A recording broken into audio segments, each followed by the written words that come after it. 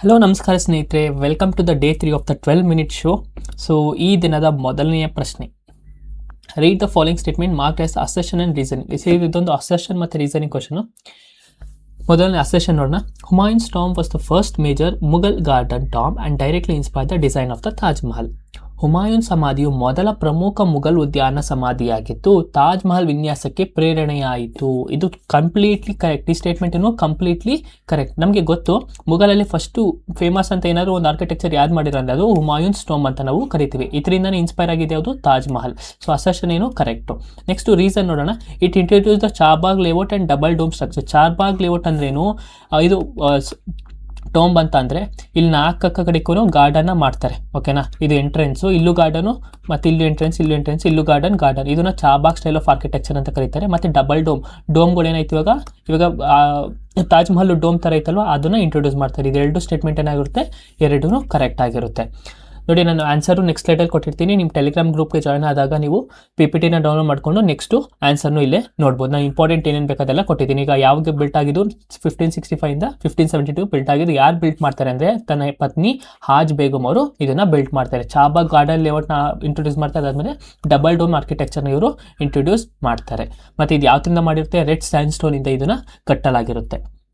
Which ancient ruler administration is noted for its highly centralized structure? ಯಾವ ಪ್ರಾಚೀನ ಆಡಳಿತಗಾರನ ಆಡಳಿತ ಅತ್ಯಂತ ಕೇಂದ್ರೀಕೃತವಾಗಿತ್ತು ಅಂದರೆ ಸೆಂಟ್ರಲಲ್ಲಿ ಎಲ್ಲಾನು ಕಂಟ್ರೋಲ್ ಮಾಡ್ತಿದ್ರು. ಯಾವುದೇ ಥರ ಸ್ಟೇಟ್ ಆಗಿರಲಿ, ಫಿಡಿಟರಿ ಪವರ್ಸ್ ಯಾವುದೂ ಇರಲಿಲ್ಲ. ಅದು ಯಾರ್ದು ಇಲ್ಲಿ ಕಾಣ್ತೀವಿ ಅಂದರೆ ನಮ್ಮ ಭಾರತದ ಮೊದಲನೇ ಎಂಪೈರ್ ಯಾವುದು? ಮೌರ್ಯನ್ ಎಂಪೈರಲ್ಲಿ ನಾವು ಕಾಣ್ತೀವಿ. ಯಾರು? ಚಂದ್ರಗುಪ್ತ ಮೌರ್ಯನ ಆಡಳಿತದಲ್ಲಿ ಅದನ್ನು ನಾವು ಕಾಣ್ತೀವಿ. ನೋಡಿ, ಇಷ್ಟು ದೊಡ್ಡ ಸಾಮ್ರಾಜ್ಯ ಇದ್ರು, ಅವ್ರು ಏನು ಮಾಡಿದ್ರು?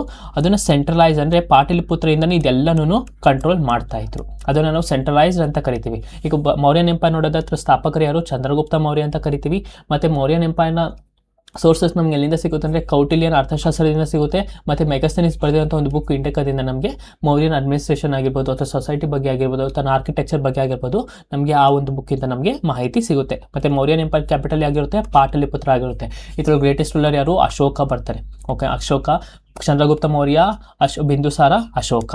ಈ 3 ಟೈಮ್ನಲ್ಲಿ ನಮಗೆ ನೆನಪಿರಬೇಕು. Which correctly reflects the evolution of the Indian classical music. ನೋಡಿ, ಇಂಡಿಯನ್ ಕ್ಲಾಸಿಕಲ್ ಮ್ಯೂಸಿಕ್ ಬಗ್ಗೆ SSC ಜಾಸ್ತಿ ಕ್ವಶನ್ಸ್ ಬರುತ್ತೆ. ಸೊ ಅದಕ್ಕೆ ಒಂದು ಕಂಪ್ಲೀಟ್ ಕಾನ್ಸೆಪ್ಟ್ ನೋಡ್ಬಿಡೋಣ. ಇಂಡಿಯನ್ ಕ್ಲಾಸಿಕಲ್ ಮ್ಯೂಸಿಕ್ ಹೇಗೆ ಎವಲ್ವ್ ಆಯ್ತು ಅಂದರೆ, ಫಸ್ಟು ಮ್ಯೂಸಿಕ್ ಅಂತ ಬಂದಿದ್ದಿಲ್ಲಿ ಸಮವೇದ ಅಂತ. ನಾವು ಋಗ್ವೇದ ಮಾಡ್ಬೇಕಾದ್ರೆ ಋಗ್ವೇದ, ಯಜುರ್ವೇದ, ಸಮವೇದ ಅಂತ ಓದ್ತೀವಲ್ವ. ಸಮವೇದದಲ್ಲಿ ಏನು? ಕಲೆಕ್ಷನ್ ಆಫ್ ವೇದಿಕ್ ಚಾಂಟ್ಸ್ ಆ್ಯಂಡ್ ಹೈಮ್ಸ್ ಅಂತ ಕರಿತೀವಿ. ಓಕೆನಾ? ಅಲ್ಲಿ ನಮಗೆ ಮ್ಯೂಸಿಕ್ಗಳ ಬಗ್ಗೆ ಸಿಗುತ್ತೆ. ಅದರಿಂದ ಗ್ರಾಮ ಅಂದರೆ ಏನ್ಷಿಯನ್ ಟೆಕ್ಸ್ಟಲ್ಲಿ ಗ್ರಾಮ ಸಿಸ್ಟಮ್ ಅಂತ ಬರುತ್ತೆ. ಆ ಗ್ರಾಮ ಸಿಸ್ಟಮ್ ಅಂದರೆ ಏನಿಲ್ಲ, ಒಂದು ಟೋನ್ ಸಿಸ್ಟಮ್. ಅದು ಒಂದು ಮ್ಯೂಸಿಕಲ್ ಟೆಕ್ಸ್ಟ್ ಆಗಿರುತ್ತೆ. ಓಕೆನಾ? ಅಲ್ಲಿ 2 ಮೇಜರ್ ಗ್ರಾಮಸ್ ಇರುತ್ತೆ. ಒಂದು ಷಡ್ಜ ಗ್ರಾಮ ಮತ್ತು ಇನ್ನೊಂದು ಮಧ್ಯಮ ಗ್ರಾಮ ಅಂತ. ಓಕೆನಾ? ಈ ಗ್ರಾಮದೇನು ಇಂಪಾರ್ಟೆಂಟ್ ಆಗಲ್ಲ, ಬಟ್ ಈ ಗ್ರಾಮದಿಂದ ನೆಕ್ಸ್ಟ್ ಏನಾಗುತ್ತೆ ಅಂತಂದರೆ ಜಾತಿ ಸಿಸ್ಟಮ್ ಎವಲ್ವ್ ಆಗುತ್ತೆ. ನಾನು ಮೊನ್ನೆ ಕ್ಲಾಸಲ್ಲಿ ಹೇಳಿದೆ ನಿಮಗೆ ತ ಕಿ ತ ಅಂತ. ಅದೊಂದು ಟೋನ್ ಆಯಿತಾ, ರಿಥಮಿಕ್ ಟೋನ್. ಅದನ್ನೇನಂತೀವಿ ನಾವು? ಜಾತಿ ಅಂತ ಕರಿತೀವಿ. ಆ ಜಾತಿ ಸಿಸ್ಟಮ್ ಎವಲ್ವ್ ಆಗುತ್ತೆ ಇಲ್ಲಿಂದ ಗ್ರಾಮ ಸಿಸ್ಟಮಿಂದ. ಇದನ್ನು ಯಾರು ಹೇಳಿರ್ತಾರೆ ಅಂದರೆ ನಾಟ್ಯಶಾಸ್ತ್ರ ಹೇಳಿರ್ತಾರೆ. ಆ ಬುಕ್ಕಲ್ಲಿ ನಮಗೆ ನಾಟ್ಯಶಾಸ್ತ್ರ ಬುಕ್ಕಲ್ಲಿ ಎಕ್ಸ್ಪ್ಲೇನ್ ಮಾಡಿರ್ತಾರೆ. ನಾಟ್ಯಶಾಸ್ತ್ರ ಬುಕ್ ಯಾರು ಬರೆದಿರ್ತಾರೆ? ಭರತ ಮುನಿಯನ್ ಅವರು ಈ ಒಂದು ಬುಕ್ನ ಬರೆದಿರ್ತಾರೆ. ನೋಡಿ, ಜಾತಿ ವೇದ melodic structure based on gramas. ಅದೊಂದು ಮೆಲೋಡಿಕ್ ಸ್ಟ್ರಕ್ಚರ್. ಸರಿನಾ? ಈಗ ಜಾತಿ ಸಿಸ್ಟಮ್ ಎವಲ್ ಆಯಿತು. ಈ ಜಾತಿ ಸಿಸ್ಟಮಲ್ಲಿ ಕೆಲವೊಂದು ರಾಗಾಸ್ ಇರುತ್ತೆ. ಆ ರಾಗಗಳನ್ನ ಎತ್ಕೊಳ್ತಾರೆ. ಅದನ್ನು ಏನಂತ ಕರೀತಾರೆ ಅಂದರೆ ರಾಗ ಸಿಸ್ಟಮ್ ಅಂತ ಕರೀತಾರೆ. ಜಾತಿ ಸಿಸ್ಟಮಿಂದ ರಾಗಾಸು ಎವಾಲ್ವ್ ಆಯಿತು. ಓಕೆನಾ?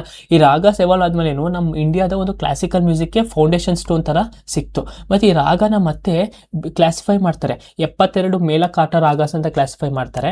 ಅದನ್ನು ಯಾರು ಮಾಡ್ತಾರೆ ಅಂತಂದರೆ ವೆಂಕಟಮಕ್ಕಿ ಅನ್ನೋರು ಅದನ್ನು 72 ಮೇಲಕಾಟ ರಾಗಾಸ್ ಹಾಕಿ 17th ಸೆಂಚುರಿಯಲ್ಲಿ ಅದನ್ನು ಕ್ಲಾಸಿಫಿಕೇಶನ್ ಮಾಡ್ತಾರೆ. ಸೊ ಇದಿಷ್ಟು ನಮ್ಮ ಇಂಡಿಯನ್ ಕ್ಲಾಸಿಕಲ್ ಮ್ಯೂಸಿಕ್ನ ಒಂದು ಎವಲ್ಯೂಷನ್, ಹೇಗೆ ಅದು ಉಟ್ಕೊಳ್ತು ಅಂತ.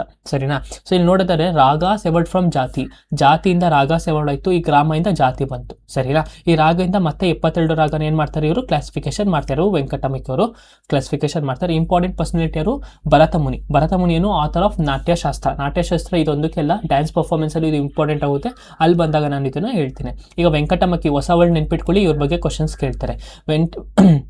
ವೆಂಕಟಮಕ್ಕಿ ಏನು? ಅವರು ಸ್ಕಾಲರ್ ಅಂದರೆ ಕಾರ್ನಾಟಿಕ್ ಮ್ಯೂಸಿಕ್ ಅಂದರೆ ಆ ಒಂದು ಮ್ಯೂಸಿಕಲ್ಲಿ ಅವರು ನಾನು ಹೇಳಿದ್ನಲ್ವ ರಾಗಾಸ್ನ ಕ್ಲಾಸಿಫಿಕೇಶನ್ ಮಾಡ್ತಾರೆ 2072 ಮೇಲಕಾರ್ಟಸಿಕ್ ಕ್ಲಾಸಿಫಿಕೇಶನ್ಗೆ ಹೆಸರಾದವರು ಯಾರು ವೆಂಕಟಮಕ್ಕಿ. ಸೊ ಇಲ್ಲಿ ಆನ್ಸರ್ ಆಗಿರುತ್ತೆ ಭಾರತೀಯ ಶಾಸ್ತ್ರ ಸಂಗೀತದ ವಿನ್ಯಾಸಕ್ಕೆ ಸರಿಯಾಗಿ ಪ್ರತಿಬಿಂಬಿಸುವುದು ಯಾವುದು. ನೋಡಿ, ಜಾತೀಸ್ ಎವರ್ಡ್ ಫ್ರಮ್ ರಾಗ, ಜಾತೀಸ್ ಎವರ್ಡ್ ಫ್ರಮ್ ರಾಗ, ರಾಗದಿಂದ ಜಾತಿ ಎವರ್ಡ್ ಹೋಗುತ್ತೆ, ಜಾತಿಯಿಂದ ರಾಗ ಅಲ್ಲ, ಇದು ಆಪ್ಷನ್ ತಪ್ಪು. 72 ಮೇಳ ಬೈ ಭರತ ಅಲ್ಲ, ಅದು Venkatamakhi. Folk music use in folk music ಅಂತ ಬರೋದೇ ಇಲ್ಲ, ರಾಗ ಎವರ್ಡ್ ಫ್ರಮ್ ಜಾತಿ, ಇದು ಆಪ್ಷನ್ ಕರೆಕ್ಟ್ ಆಗಿರುತ್ತೆ. Consider the following statement about the phases of the long jump. ಉದ್ದ ಜಿಗಿತದ ಹಂತಗಳ ಕುರಿತು ಕೆಳಗಿನ ಹೇಳಿಕೆಯನ್ನು ಪರಿಗಣಿಸಿ. The athlete attained maximum momentum by running the runway before take of.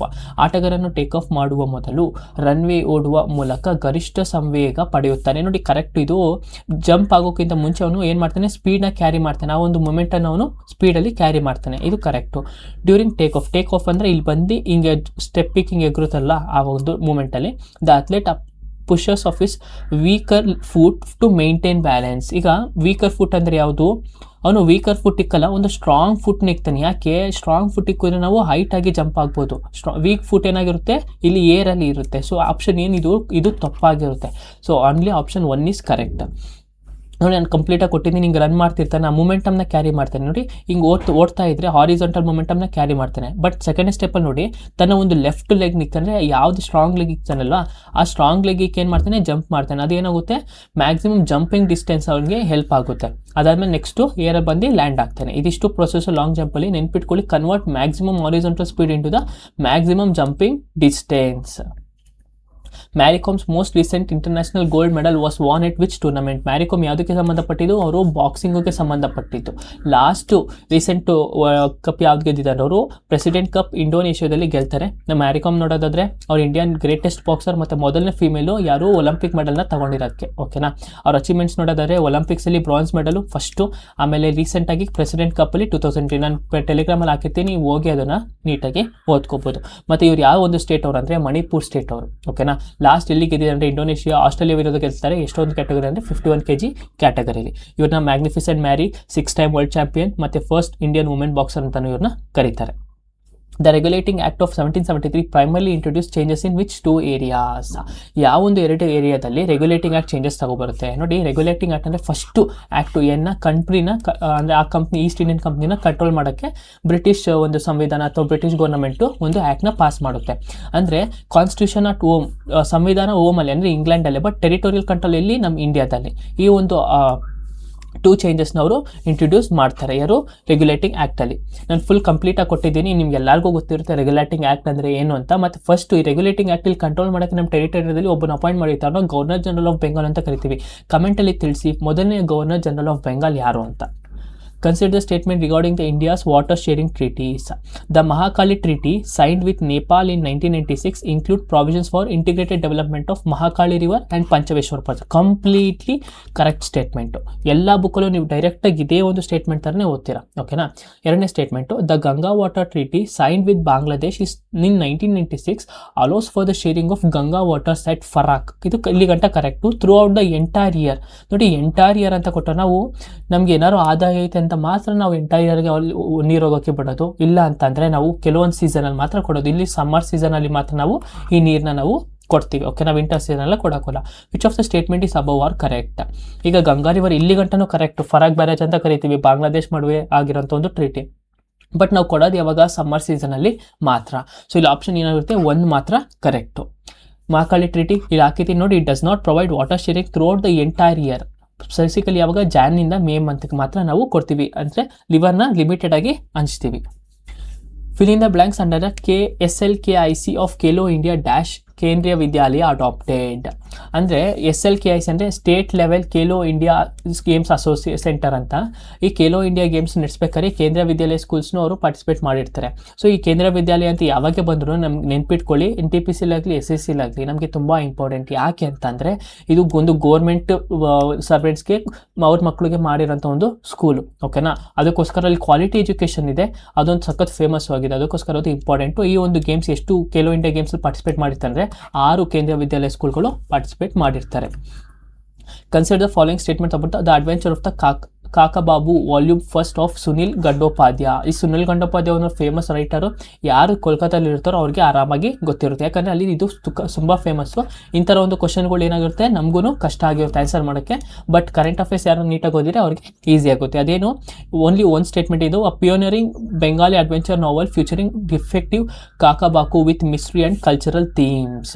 ಇದು ಅದರ ಆನ್ಸರ್ ಆಗಿರುತ್ತೆ. ಸೊ ಓನ್ಲಿ ಒಂದು statement will be correct. So ನಮಗೂ ಈ ಥರದೊಂದು ಕಷ್ಟ ಆಗುತ್ತೆ, ಬಟ್ ಪ್ರಿವಿಯಸ್ ಇಯರ್ ಕ್ವೆಶ್ಚನ್ ನೋಡಿದಾಗ ನಾವು ಕಲ್ತ್ಕೋಬೇಕು ಹೇಗೆ ಓದಬೇಕಂತ. Which Indian political leader addressed a special session in 2025 on the environmental COP30 and global health? 2025ರಲ್ಲಿ ಪರಿಸರ COP30 ಮತ್ತು ಜಾಗತಿಕ ಆರೋಗ್ಯ ಕುರಿತು ವಿಶೇಷ ಅಧಿವೇಶನವನ್ನು ಉದ್ದೇಶಿಸಿ ಮಾತನಾಡಿದ ನಾಯಕ ಯಾರು ಅಂತಂದರೆ COP30 ಎಲ್ಲಿ ನಡೆಯುತ್ತೆ, ಬ್ರೆಜಿಲಲ್ಲಿ ನಡೆಯುತ್ತೆ. ನಮ್ಮ ನರೇಂದ್ರ ಮೋದಿ ಅವರಲ್ಲಿ ಪಾರ್ಟಿಸಿಪೇಟ್ ಮಾಡಿರ್ತಾರೆ. 2025 ಬ್ರಿಕ್ಸ್ ಸಮಿಟ್ ಅಲ್ಲಿ ಅನೌನ್ಸ್ ಮಾಡ್ತಾರೆ. COP30 ಇರೋ ರಿಯೋ ಡಿ ಜನರಲ್ ಬ್ರೆಜಿಲಲ್ಲಿ ನಡೆಯುತ್ತೆ ಅಂತ. ಏನದ್ರ ಬಗ್ಗೆ ಮಾತಾಡುತ್ತೆ ಕಾಪ್ ಅಂತ ಅಂದರೆ ಕ್ಲೈಮೇಟ್ ಚೇಂಜ್ ಬಗ್ಗೆ ಮಾತಾಡ್ತಾರೆ, ಎನ್ವೈರನ್ಮೆಂಟಲ್ಲಿ ಹೇಗೆ ಪ್ರೊಟೆಕ್ಷನ್ ಮಾಡಬೇಕು, ಸಸ್ಟೈನಬಲ್ ಡೆವಲಪ್ಮೆಂಟನ್ನು ಹೇಗೆ ಇನ್ಕ್ರೀಸ್ ಮಾಡಬೇಕು, ಮತ್ತು ಗ್ಲೋಬಲ್ ಹೆಲ್ತ್ ಬಗ್ಗೆ ಅಲ್ಲಿ ಮಾತಾಡ್ತಾರೆ. ಓಕೆನಾ, ಈಗ ನೆನ್ಪಿಟ್ಕೊಳ್ಳಿ. ನೆಕ್ಸ್ಟ್ ಏನು ಕ್ವಶನ್ಸ್ ಕೊಡ್ತಾರೆ. COP31 ಎಲ್ಲಿ ನಡೆಯುತ್ತೆ, ಅಂತಾಲ್ಯ ಟರ್ಕಿಯಲ್ಲಿ ನಡೆಯುತ್ತೆ. COP32 ಅಡೀಸ್ ಅಬಾಬಾ ಇಥೋಪಿಯಾದಲ್ಲಿ ನಡೆಯುತ್ತೆ. ಎಲ್ಲಿ ಆಫ್ರಿಕನ್ ಗ್ರೂಪ್ ಅಂತ ಕರಿತೀವಲ್ಲ, ಅಡೀಸ್ ಅಬಾಬಾದಲ್ಲಿ ನಡೆಯುತ್ತೆ. COP31 ಟರ್ಕಿಯಲ್ಲಿ ನಡೆಯುತ್ತೆ ಈ ವರ್ಷ ನವೆಂಬರಲ್ಲಿ.